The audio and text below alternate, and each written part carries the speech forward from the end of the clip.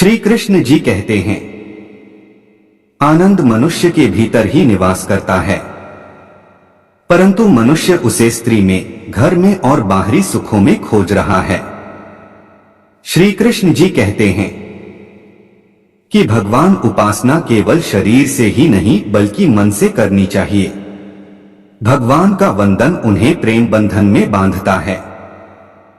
मनुष्य की वासना ही उसके पुनर्जन्म का कारण होती है। इंद्रियों के अधीन होने से मनुष्य के जीवन में विकार और परेशानियां आती हैं। संयम यानी धैर्य, सदाचार, स्नेह और सेवा जैसे गुण सत्संग के बिना नहीं आते हैं। श्री कृष्ण जी कहते हैं कि मनुष्य को वस्त्र बदलने की आवश्यकता नहीं है, आवश्यकता हृदय परिवर्तन की है।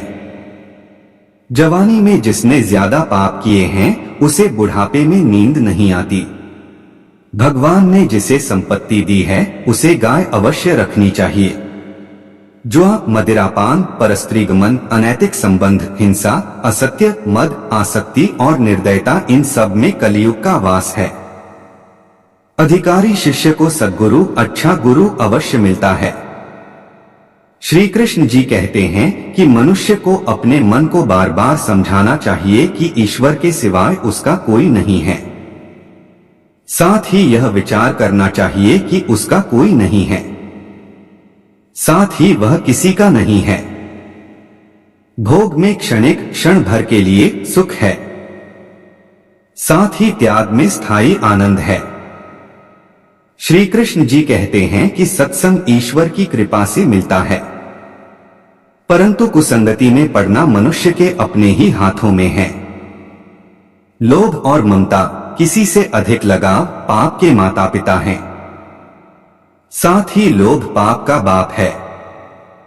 श्री कृष्ण जी कहते हैं कि स्त्री का धर्म है कि रोज तुलसी और पार्वती का पूजन करें।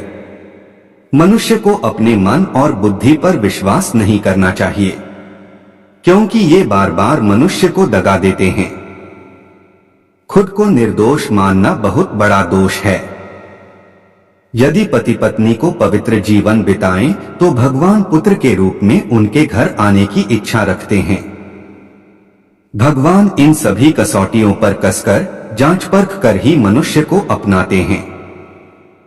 दोस्तों, वीडियो पसंद आई हो तो वीडियो को लाइक, चैनल को सब्सक्राइब करें और कमेंट बॉक्स में जय श्री कृष्णा जरूर लिखें।